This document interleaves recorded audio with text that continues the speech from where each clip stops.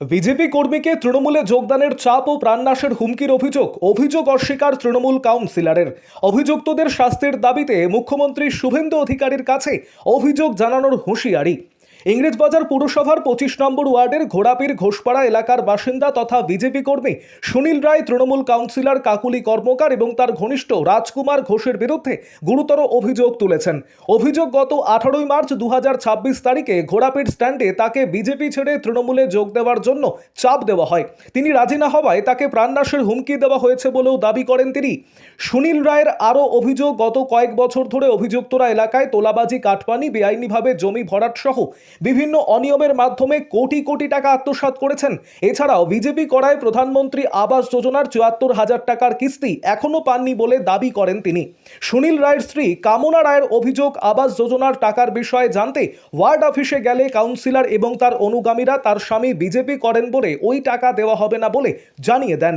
BJP ছেড়ে তৃণমূলে যোগ দিলে তবেই সুবিধে মিলবে বলে তাদের জানানো হয়েছিল বলে দাবি করেন তিনি। দম্পতির দাবি, তারা বর্তমানে আতঙ্কের মধ্যে রয়েছেন। বিষয়টি নিয়ে পুলিশের কাছে লিখিত অভিযোগ দায়ের করা হলেও এখনো পর্যন্ত কোনো তদন্ত শুরু হয়নি বলে অভিযোগ তাদের। ঘটনা নিরপেক্ষ তদন্ত এবং দোষীদের বিরুদ্ধে ব্যবস্থা নেওয়ার দাবি জানিয়েছেন তারা। প্রয়োজনে মাননীয় মুখ্যমন্ত্রী শুভেন্দু অধিকারীর কাছে যাবেন তারা। অন্যদিকে সমস্ত অভিযোগ সম্পূর্ণ ভিত্তিহীন এবং রাজনৈতিক উদ্দেশ্য প্রণোদিত বলে দাবি করেছেন 25 নম্বর ওয়ার্ডের তৃণমূল কাউন্সিলর কাকুলি কর্মকার। তার বক্তব্য, সুনীল রায় এবং তার পরিবারকে তিনি বিভিন্ন সরকারি প্রকল্পের আবেদনপত্র পূরণ থেকে শুরু করে বার্ধক্য ভাতা পাওয়ার ক্ষেত্রেও সহযোগিতা করেছেন।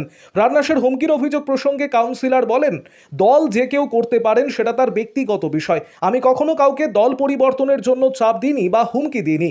আমার বিরুদ্ধে আনা সমস্ত অভিযোগ সম্পূর্ণ মিথ্যা এবং ভিত্তিহীন।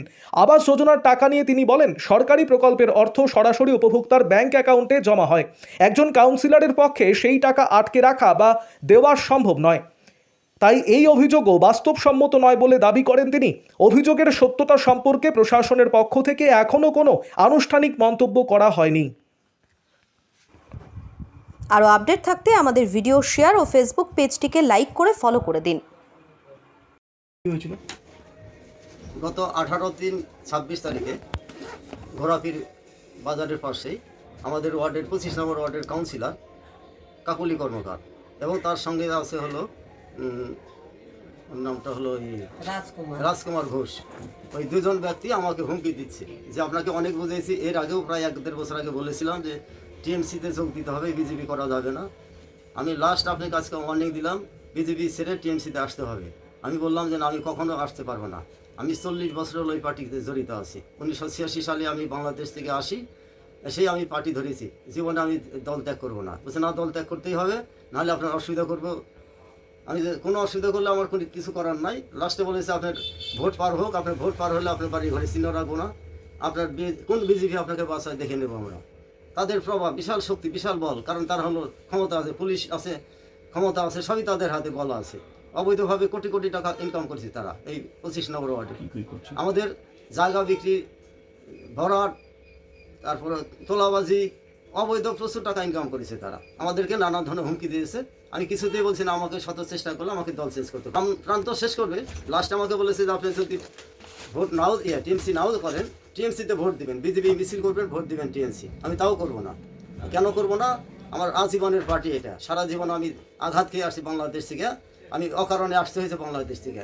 আমি শিক্ষিত লোক, আমি বাধ্য হয়ে এই পার্টি ধরেছি। কোনো পার্টি করবো না, অন্য পার্টি করবো না, শত চেষ্টা করলেও করবো না। লাস্টে আমার স্ত্রীকে হুমকি দিয়েছে, আপনার স্বামীকে অনেক বুঝিয়েছি, আর বুঝাবো না। লাস্ট ভোটের রেজাল্ট পার হোক, আপনার চিহ্ন রাখবো না, শেষ করবো, স্বামীকে মেরে ফেলবো, এই ধরনের হুমকি দিয়েছে। বলতে এখনও 74,000 টাকা পাওয়া যায়। টাকার জন্য আমার স্ত্রী গেছিলো, বলছে টাকার 1 টাকাও দেবো না। টাকা তো দেবোই না, খালি ভোটটা পার হয়ে। এখনও আতঙ্কে আছি, কারণ তারা প্রভাবশালী লোক, কোটি কোটি টাকার অধিকার তাদের আছে, টাকা আছে, তারা আমাকে যখন তখন কিছু করতে পারে। এখনও আতঙ্কে আছি। থানাকে জানাইছি, এসপিকে জানাইছি, ডিএমকে জানাইছি, এখন পর্যন্ত তাদের অ্যারেস্ট হয় নাই, কোনো কিছু হয় নাই।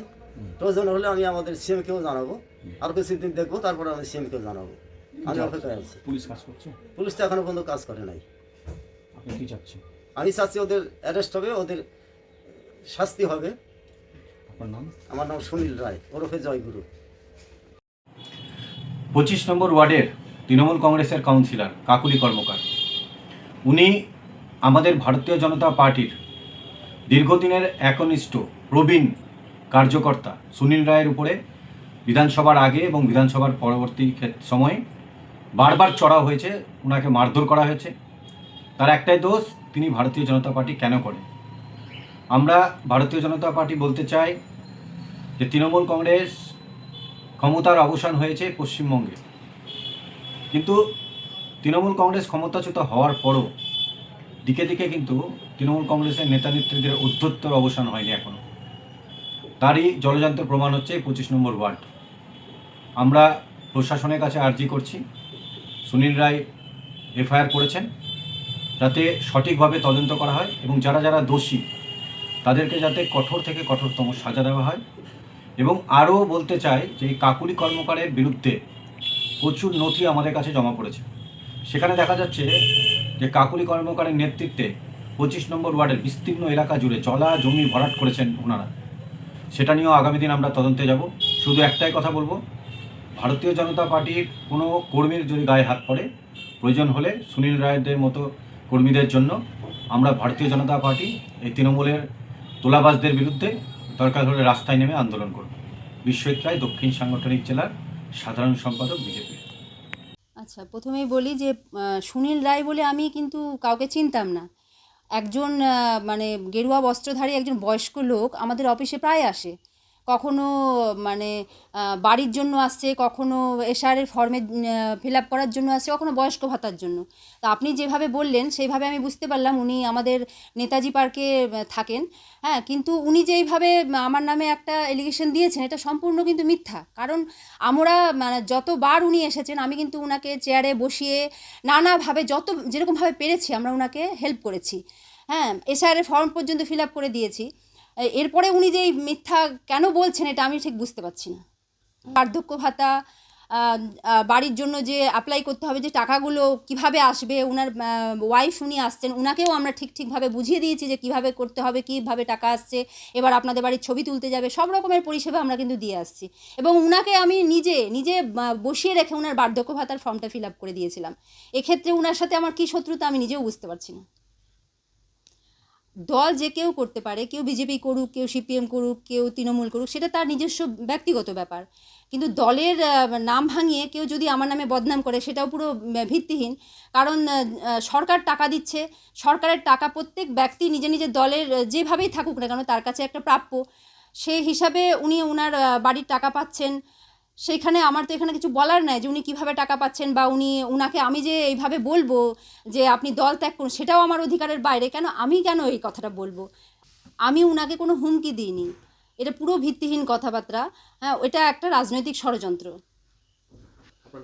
আমার নাম কাকলি কর্মকার, আমি 25 নম্বর ওয়ার্ডের কাউন্সিলর।